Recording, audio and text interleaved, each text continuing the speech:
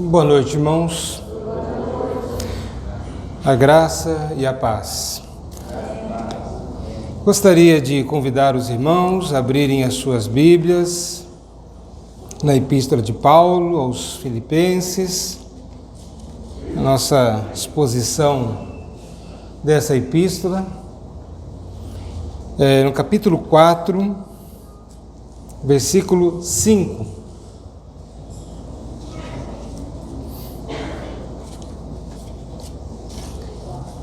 Filipenses 4, verso 5. Diz assim a palavra do Senhor Deus: seja a vossa moderação conhecida de todos os homens, perto está o Senhor. Vamos orar ao Senhor neste momento.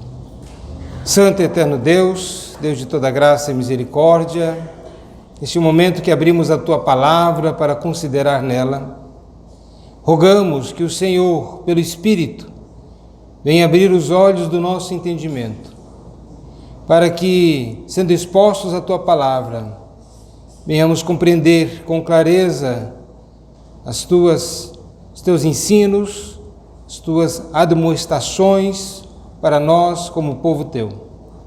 Rogamos também ao Senhor que o Senhor, pelo Espírito, venha nos conceder a graça de vivermos de conformidade com o Teu Evangelho, que sejamos fortalecidos na força do Senhor, na força do Teu poder, para vivermos neste mundo de tantas trevas, como luz deste mundo, como sal da terra, sendo diferentes e fazendo diferença.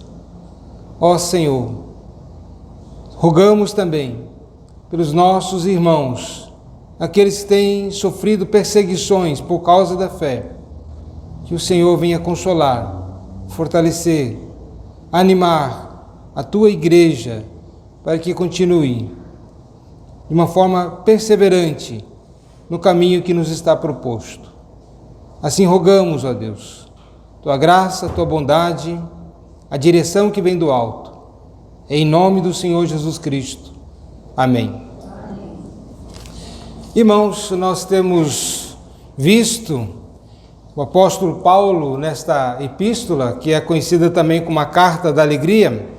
Portanto, a ideia dominante dessa epístola é a questão da alegria. Vimos na semana passada, quando o apóstolo Paulo vai dizer, nesta injunção, alegrai-vos sempre no Senhor, outra vez digo, alegrai-vos. E nós, nesta ocasião, expusemos aqui sobre este texto. Vai dizer que Jesus, Ele é a fonte da alegria. Não há alegria de fato, de verdade, real, sem Jesus. Alegrai-vos sempre no Senhor. Cristo é a nossa fonte da nossa alegria. Fala também da perenidade dessa alegria. Alegrai-vos sempre. Podemos, sim, sermos mais do que felizes, de uma forma contínua, porque essa alegria, ela é acircunstancial, não depende da circunstância, não depende do ambiente, não depende se está tudo bem ou se está tudo mal. É uma alegria que transcende a própria circunstância e podemos sim experimentar esta alegria sempre no Senhor, que é a fonte da nossa alegria. Mas também Paulo vai estar falando sobre as diversas coisas que tendem a nos privar desta alegria. E Paulo está falando sobre isto. Algumas coisas que, por causa de alguns acontecimentos, isso tende a privar o povo de Deus desta alegria. Devemos lembrar que a grande tragédia da humanidade é o pecado. E o pecado certamente nos priva da comunhão com Cristo. E certamente nos priva também da alegria em Cristo. A palavra de Deus nos diz que os nossos pecados fazem separação entre nós e o nosso Deus. E é claro que, vivendo desta forma, somos privados daquela alegria indizível e cheia de glória, como diz o apóstolo Pedro. Mas nós podemos e devemos entender que há fatores que militam contra a alegria proposta por Deus ao seu povo, ao povo de Deus, à igreja do Senhor. Em certo sentido, podemos entender que cristãos infelizes, cristãos que vivem numa condição de miséria, né, no sentido de infelicidade, é uma péssima propaganda para o Evangelho. Tipo, quando há alguém que manifesta essa alegria no Senhor, as pessoas vão perguntar: qual é a fonte da sua alegria? Qual é o segredo da sua alegria? Mas também podemos dizer que quando aquele que professa a fé cristã, a fé em Deus, a salvação concedida por Deus, mas vive neste mundo tristemente, sempre abatido, sempre cabisbaixo, sempre lamuriando-se, é uma péssima propaganda para o Evangelho. Tipo, o que você tem a me oferecer? O que o seu Evangelho tem a me oferecer? O que o seu Cristo tem a me oferecer? Parece que nada, porque não oferece nem para você. Portanto, é uma péssima propaganda. Mas também, cristãos infelizes, de certo modo, difamam a glória de Cristo. Pois, ao invés de promover a glória de Cristo, está difamando, ou como que falando mal pela vida, pela forma com que está peregrinando neste mundo. Só murmuração, só reclamação, nada presta, nada dá certo, é tanta tristeza, que parece que ao conversar tem que já chegar com um paninho, uma toalha, para depois enxugar as lágrimas e torcer, encher o balde. Só isto. Não tem aquela fala que diz: puxa, foi bom ter conversado com o irmão, isso me trouxe um alento, me trouxe uma alegria. Já todo mundo está com luta, todo mundo passa dificuldades. E se a única coisa que eu tenho a transmitir é tristeza, e talvez vou estar acrescentando tristeza sobre tristeza daqueles que também passam neste mundo, e todos nós passamos aqui por várias circunstâncias. Mas, portanto, está difamando, como que difamando a glória do Senhor. Mas cristãos infelizes também, em certo sentido, não demonstra a vida cristã em sua plenitude. O que é a vida cristã, afinal de contas? O que é aquilo que alegrava, impulsionava o salmista a dizer: alegrei-me quando me disseram, vamos à casa do Senhor. Os meus passos se apressam para ir para a casa de Deus. Mais vale um dia às portas ali da tenda do Senhor do que 1000 anos lá dentro da tenda da perversidade. É muito mais prazeroso. Algo tremendo. Portanto, para demonstrar esta plenitude da vida cristã, é necessário mostrar Cristo em nós, que é a esperança da glória, e que, de fato, muda o coração, dá esperança, dá alegria. Dá alegria. Paulo, ele demonstra aqui o seu amor, o seu carinho para com a igreja, aqueles irmãos amados, como ele mesmo diz. Portanto, no verso 1, capítulo 4, meus irmãos amados, muito saudosos, minha alegria e coroa. Sim, amados. Olha como ele se dirige àqueles irmãos. Aqueles irmãos são muito amados pelo apóstolo Paulo. E nós já vimos, no decorrer da exposição, a razão pela qual o apóstolo Paulo tem esse sentimento e essa relação tão próxima com aqueles irmãos de Filipos. Mas, apesar de que essa é a relação com aqueles irmãos. O amor dele pelos filipenses não suplanta o seu amor para com Cristo. E a igreja, ao estar vivendo de uma forma que não promove a glória de Cristo, a plenitude do Evangelho, portanto, não honra a Cristo e a glória do Senhor, que é o alvo da maior preocupação do apóstolo Paulo. Meus irmãos, vocês devem viver assim por vocês, mas acima de tudo, por causa de Deus. Eu quero que vocês vivam dessa forma, mas acima de tudo, por causa de Deus. E essa deve ser a motivação maior de viver de um modo digno da vocação a que nós somos chamados. Não simplesmente para o nosso bem, mas por causa da glória de Cristo. Por causa de Cristo. Portanto, Paulo estava tratando sobre isso. Mas Paulo ele não simplesmente começa a lançar pensamentos aleatórios. Fez a primeira injunção, alegrai-vos sempre no Senhor. Outra vez digo alegrai-vos. De repente passa alguma outra coisa na mente dele, na cabeça dele, e diz, seja a vossa moderação conhecida de todos os homens. Como se isolado, como se uma coisa não tivesse interligado com a outra. Não, meus irmãos. Essa segunda injunção, certamente, há uma ligação, há uma interdependência, como se o apóstolo Paulo estivesse dizendo, olha, se você não tiver moderação, conhecida de todos os homens, você não pode ser feliz.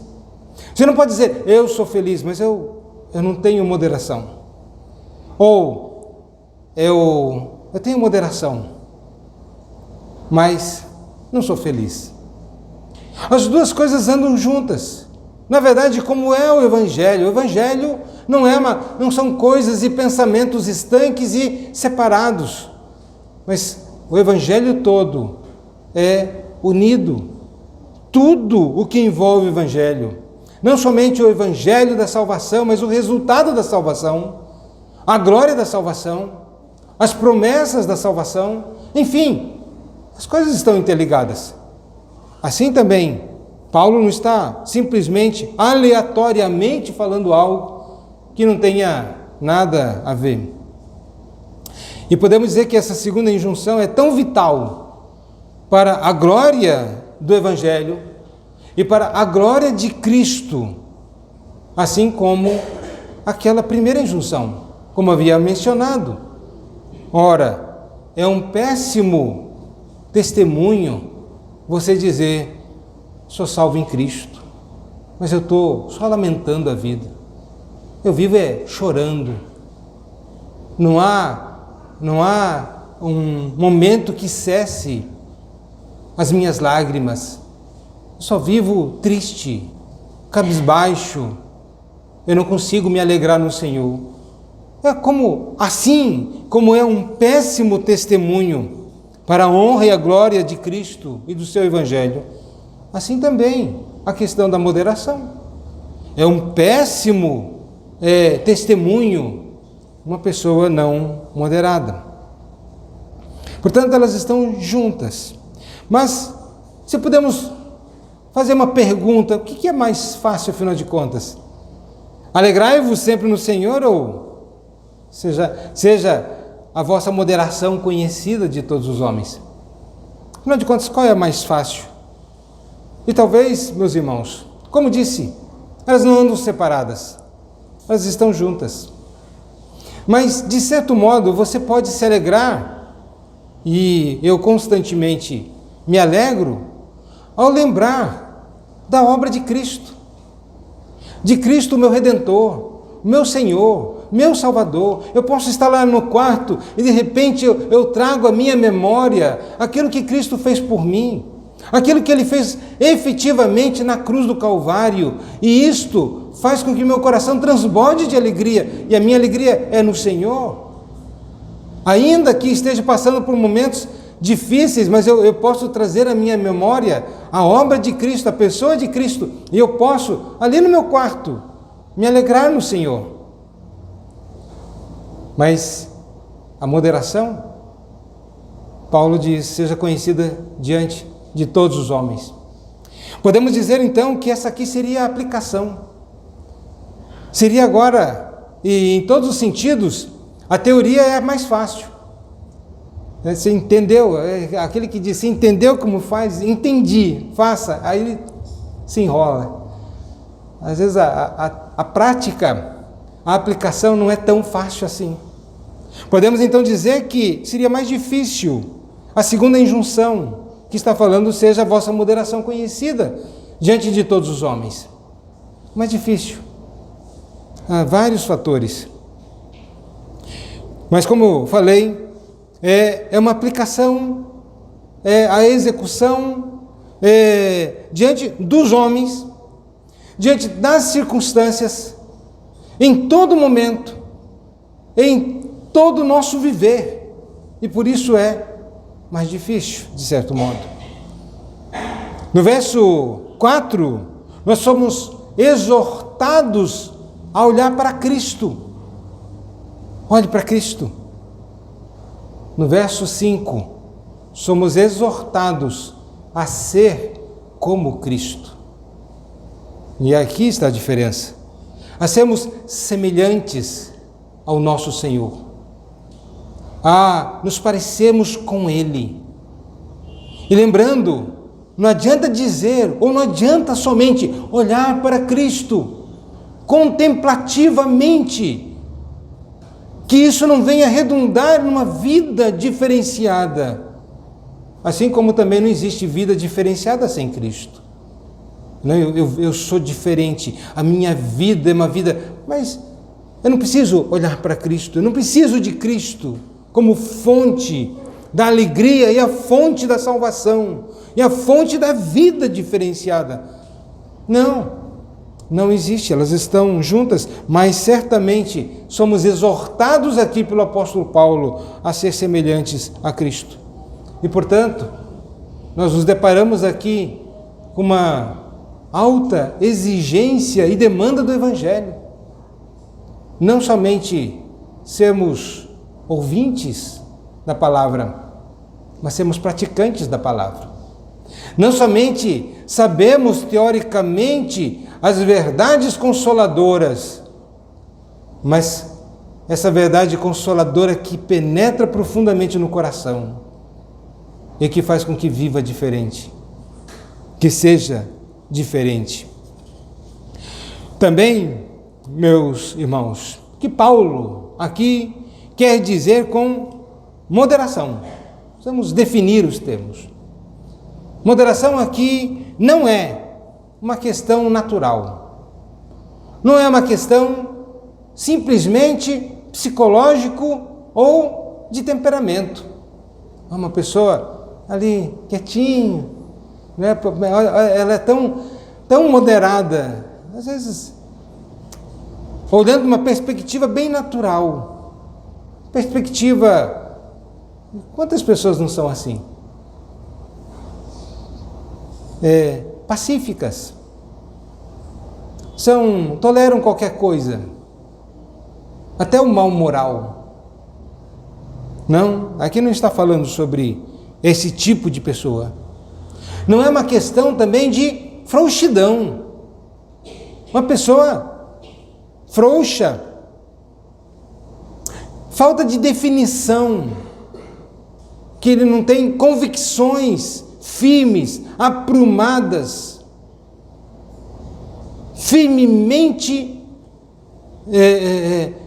ali, como um esteio, como uma rocha, ou como uma coluna que segura um edifício. Não é essa falta de definição, né? Ou falta de firmeza. Nós vamos ver aqui o apóstolo Paulo diz, sim, amados, verso 1, permanecei deste modo. Que modo? Firmes no Senhor. E é claro que quando está dizendo firmes no Senhor, é que eles não são indiferentes aos ensinos, qualquer coisa, mas que eles são firmes na verdade. A bem da verdade, são pessoas que são intransigentes no que diz respeito à verdade, não abrindo mão, são firmes. Ou, como disse Martinho Lutero, não posso ir contra minha consciência. Se eu não for convencido pelas Escrituras, não posso mudar de opinião, parafraseando a fala de Martinho Lutero. Não posso. Portanto, ao dizer que é uma pessoa moderada, não é? Frouxa. Uma pessoa sem firmeza, sem entendimento. Pessoas indiferentes. Tanto faz como tanto fez. Em nome da política da boa vizinhança.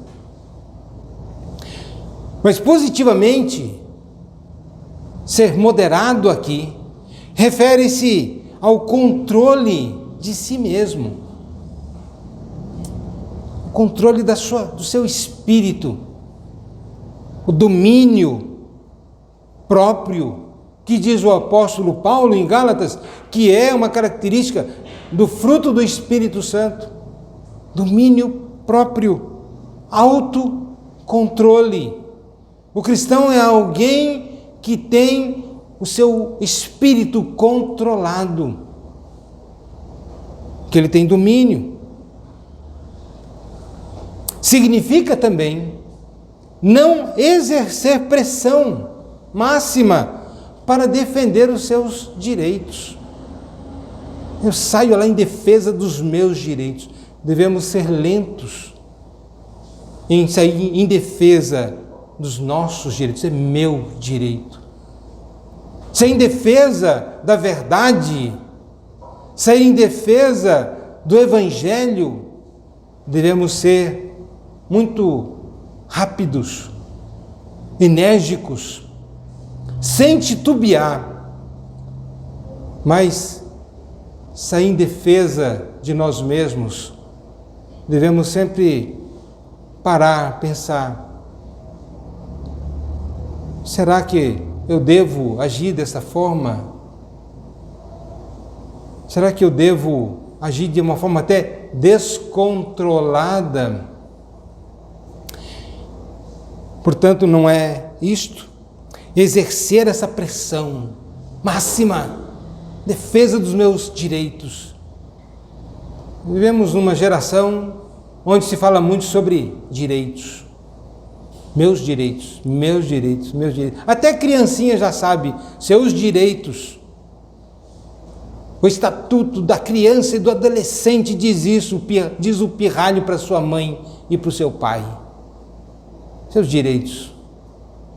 Temos uma geração que tem ensinado os direitos, mas os mesmos que lutam tanto pelos seus direitos, esquecem-se dos seus deveres.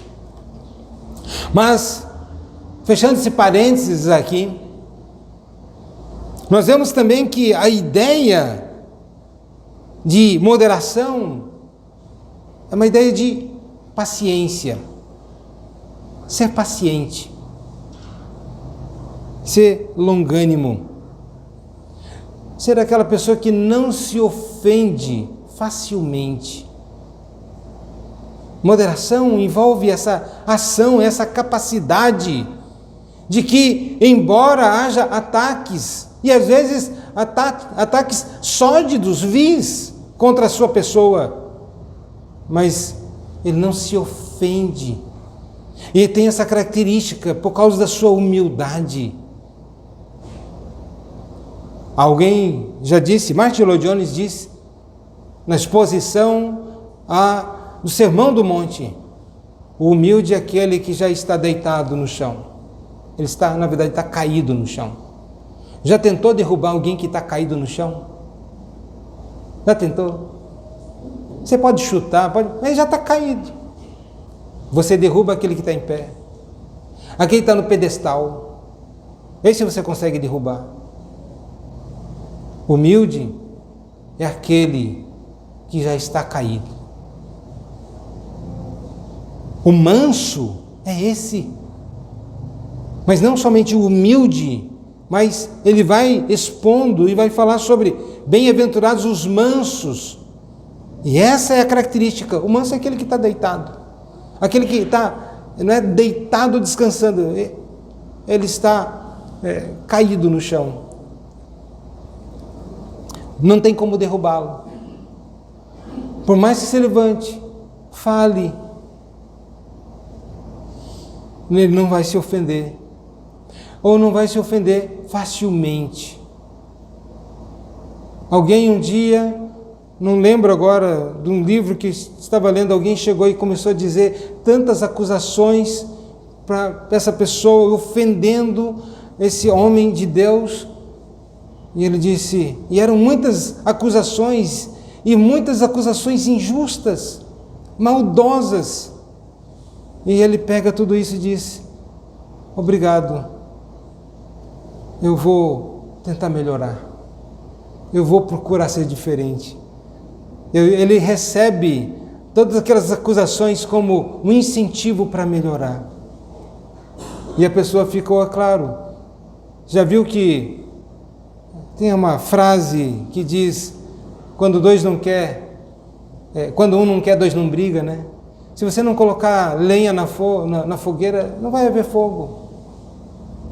Mas se você quiser, uma pequena coisa vai virar uma grande discussão, porque eu estou defendendo o meu direito. Mas ela transmite essa ideia de não ser melindroso. Melindre, você falou alguma coisa, a pessoa fica ferida, fica magoada, eu estou de mal com você, não quero nem conversar mais, você falou isso de mim. Que coisa. Ou sensibilidade, tão sensível.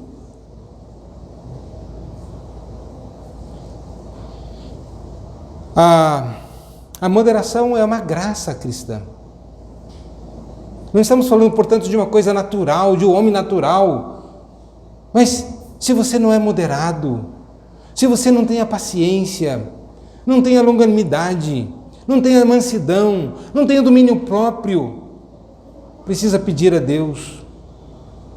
E certamente, e eu sempre menciono isso, já mencionei várias vezes em reunião de oração, cuidado com o que você pede para Deus. Porque tem gente que diz, Senhor, me dá um coração paciente. Só vem tribulação. Eu dizia, mas Senhor, você não pediu paciência? Você quer ser treinado na paciência como? Na verdade, ele não está pedindo paciência, ele está pedindo, Deus me tira todas as tribulações da minha vida, eu não quero sofrer tribulação. Mas ele não ora direito.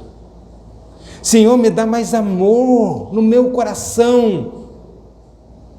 E vem um monte de gente para inimigo. E você, mas Senhor, pois é, você tem que amar até o seu inimigo. É uma graça cristã. E nós precisamos pedir ao Senhor, mas entendendo das implicações. Entendendo que ao pedir, Senhor, me dá mansidão, não tem uma outra forma de ser provado, de ser moldado, a não ser pela fornalha da aflição. Imagine, a moderação, no caso com pessoas irritantes, ele se torna uma espécie de amortecedor de atritos. Não, ele não é covardia, mas é amortecedor de atritos.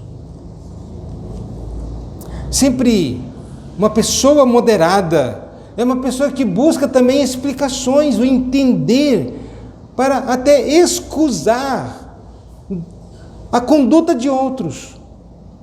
Eu já vi pessoas assim, talvez ela tenha tido um dia hoje muito mal. ele está passando momentos difíceis da vida, por isso que está agindo assim. Ele já cria na sua mente uma escusa, desculpando a pessoa da maneira como tem agido com ela, e talvez até com outros ao seu redor. Portanto, é uma pessoa que procura explicação. Por que será que talvez ela está assim?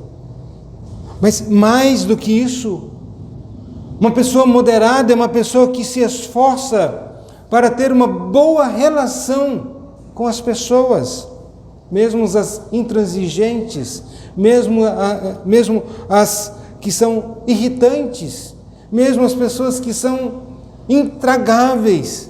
Mas ele tenta se relacionar, tenta ajudar a pessoa moderada.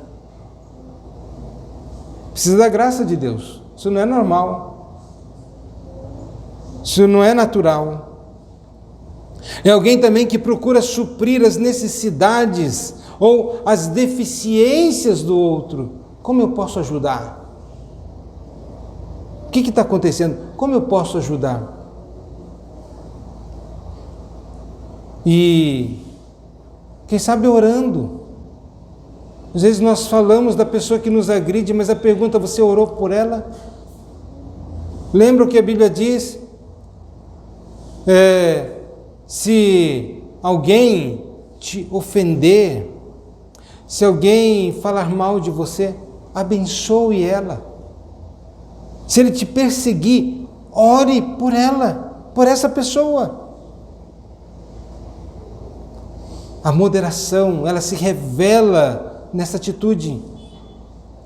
Estou sofrendo ataques vis, eu vou orar por ela, por essa pessoa. E estaremos agindo de uma maneira não cristã se não orarmos por ela. Estaremos agindo de uma maneira não cristã, a nossa prática, lembra? A nossa prática. Por isso é difícil, e de fato é difícil. Mas quão abençoador é quando você não somente sabe na teoria, mas que você, com a graça de Deus, vive o Evangelho desta forma.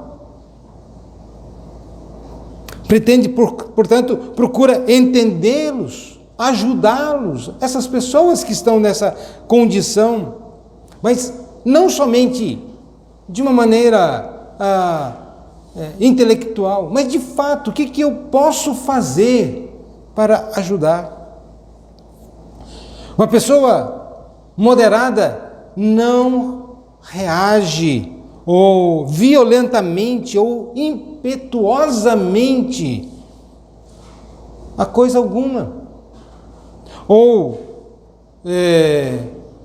em todo o tempo, em toda circunstância. A pessoa moderada, ela é moderada em qualquer circunstância. Ela precisa entender, agir ou reagir violentamente, uma reação. Alguém agiu e agora eu vou reagir de uma forma impetuosa. A pessoa moderada não é dominado pela tristeza. Lembra? Justamente porque essa falta de domínio, de controle, nos entristece. Porque muitas vezes você pode responder a alguém de uma forma violenta, impensada, e depois você fica lá: o que eu fiz? E te leva ao abatimento, ao entristecimento. Porque você sabe que errou, sabe que não deveria ter falado. Não, mas eu tinha que defender o meu direito. Mas ninguém vai ser feliz dessa forma. A felicidade, ela vai passar por esse aspecto aqui de domínio. Portanto, ele não vai ser dominado também pela tristeza, vai ser moderado. E isto, vamos colocar a dor da perda, a dor do luto, e ele não vai ser dominado, não. Ele envolve esse domínio do Espírito. onde ele vai poder dizer, com a tristeza da perda: Senhor, muito obrigado. O Senhor concedeu meu filho por tantos anos e eu agora entrego em tuas mãos. É claro que é uma dor dilacerante, ninguém está dizendo o contrário. Mas a moderação é esse controle, onde não está perdendo o seu domínio. Em 1 Pedro, capítulo 2, verso 21 a 23, nos diz assim a palavra, 21, porquanto para isto mesmo fostes chamados, pois que também Cristo sofreu em vosso lugar, deixando-vos exemplo para seguir os seus passos, o qual não cometeu pecado, nem dolo algum se achou em sua boca. Pois ele, quando ultrajado, não revidava com ultraje. Quando maltratado, não fazia ameaças, mas entregava-se àquele que julga retamente. Quando Jesus era ultrajado, meus irmãos, quando o fraco, ele está sendo atacado pelo forte, ele não tem opção, é se calar e apanhar. O que ele vai fazer? O que ele vai fazer com uma pessoa que é forte, está armada, humilha? Ele não tem nada que fazer, tipo assim. Mas agora imagine o fraco humilhando o forte, falando, chamando de vil, de cachorro, este cão. E aí então ele tem o poder, a força para dizer: mata. Mas ele diz: não, deixa. Vimos isso em Davi, mas também vimos isso no Senhor Jesus. O Senhor Jesus, ele é o Senhor de todo o universo. Todos os anjos estão ao seu dispor. Ele, com o poder da sua palavra, criou todas as coisas. No entanto, o poderoso, o Deus Todo-Poderoso, ultrajado, humilhado, esbofeteado, cuspido, não revidou. O que ele poderia fazer? Tudo. Mas ele não fez nada.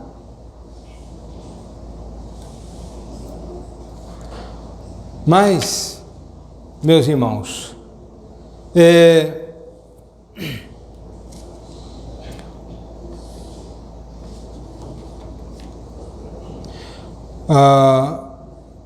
nós devemos ser, um outro versículo, ainda em 1 Pedro, e aí nós vemos o exemplo de Cristo, mas ele vai falar também a partir do verso 18, e voltar agora ao versículo 18 ao versículo 20, 1 Pedro, 1 Pedro 2, tá?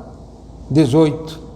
Servos, sede submissos com todo temor ao vosso Senhor, não somente se for bom e cordato, mas também ao perverso.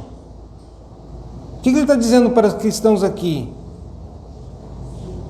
Sejam moderados, tenham domínio, porque isto é grato, que alguém suporte tristeza, sofrendo injustamente por motivo de sua consciência para com Deus. Pois que glória há se pecando e sendo esbofeteado por isso o suportais com paciência? Se, entretanto, quando praticais o bem, sois igualmente afligidos e o suportais com paciência, isso é grato a Deus. Lembrando, depois ele vai falar sobre Cristo, que suportou os ultrajes quando foi ultrajado, não revidava, e quando maltratado, não fazia ameaças. Olha aí, vai ver o que vai acontecer com você. E muitos desses que esbofetearam a Cristo e que depois se arrependeram, certamente, eu poderia dizer não, né? Na verdade, todos nós somos culpados, todos nós pecamos, e toda ofensa e todo pecado é contra Deus, e Deus não está revidando. Moderação. Mas também pede, Ele faz esta demanda que nós também sejamos assim. Isso é moderação. A todos os homens, aos bons, aos maus, aos gentis, aos cruéis, aos amigos e aos despóticos. Todos os homens devemos demonstrar essa moderação. Mas também em todas as áreas da vida. Ser moderado no trabalho. Gente que vive para o trabalho, ele não é moderado. Sacrifica a família. Ou sacrifica, sei lá, ao estudo. Não, eu tenho que estudar. Mas hoje é dia do Senhor. Não, mas eu tenho que fazer isto. Hoje é dia do Senhor. Ou, talvez um dos grandes problemas da nossa geração é internet, celular, não há moderação, mesmo no dia do Senhor. Aí não liga a televisão, mas está ali, estou assistindo, tudo é dia do Senhor, devemos entender isto. É o dia de colocar realmente, conversando com o irmão Anderson, fazer ali um negocinho assim, dia de domingo, é aqui que vai colocar o celular, né? Às vezes falta moderação. E de fato, eu não tenho controle, não tenho domínio. Parece um vício. Ou na comida. E a Bíblia está dizendo, seja moderados, né? Seja a vossa moderação conhecida de todos os homens. Às vezes as pessoas percebem e dizem, rapaz, a pessoa aí, não vou mais convidar para comer aqui em casa não, que não dá certo. Não é moderado não. Pode ser outra área, pode ser qualquer área. A moderação deve ser percebida por todos os homens, em todas as áreas. Mas também nós entendemos aqui nesse texto algo que nos demonstra como ser moderado. Ele vai dizer, perto está o Senhor. Perto está o Senhor. Primeiro, Ele está vendo. Ele está perto, né? Ele está vendo. Quando crianças pequenas fazem arte, mas quando estão próximos dos pais, geralmente elas, papai está olhando, mamãe está olhando, então não vou fazer, né? Perto está o Senhor. Se ter a consciência que Deus está perto. É aquele rapaz, numa história antiga, que ia caminhar pelo caminho da imoralidade, e então a moça com quem ele estava flertando e pensando em fazer a imoralidade, ele diz, não, mas aqui alguém pode ver, ela está no beiro do caminho, de repente alguém pode passar. Aí se embrenharam num lugar lá, que daí a moça disse, aqui ninguém vai ver, só Deus. Aí ele disse, realmente só Deus, então não dá. Perto está o Senhor. Ter a moderação, entendendo, Deus está vendo. Cuidado, mãozinha, o que você faz. Cuidado, olhinho, que você vê. Cuidado, boquinha, que você fala. Deus tudo vê, tudo vê, tudo vê. Não existe uma música assim de crianças? Existe, né? Já ensinamos nossos filhos assim. Nós devemos lembrar sempre desta verdade. Perto está o Senhor. Perto está o Senhor porque Ele vem. Ele vem. Ele está vindo. Você estaria preparado? A vida que tem vivido, você tem vivido moderadamente, de uma forma cristã, que honra e que demonstra pela vida a glória de Cristo, a glória do Evangelho na tua vida. Ele vem. Devemos ter essa consciência. Ele está vindo. O meu Senhor está vindo. Eu preciso estar preparado.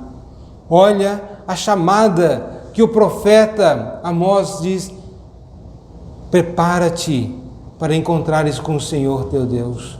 Prepara-te. Ele vem. Devemos estar preparados. Preparados.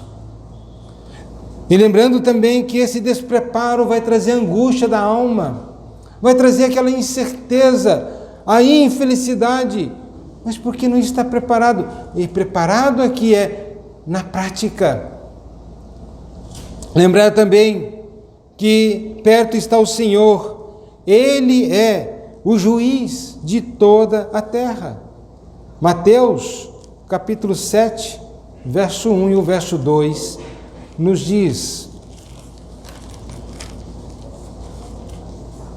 percebam, não julgueis, para que não sejais julgados, pois com o critério com que julgardes, esse mesmo critério sereis julgados. Com a medida com que tiverdes medido, vos medirão também. Ele é juiz. Cuidado. Cuidado. Portanto, ele virá. Mas ainda nos diz em Romanos, capítulo 12, verso 19, dizendo: não vos vingueis a vós mesmos, amados. Não nos foi dado a licença de sermos vingadores. Mas não vos vinguei a vós mesmos, amados, mas dá lugar à ira, porque está escrito: a mim me pertence a vingança, eu é que retribuirei, diz o Senhor.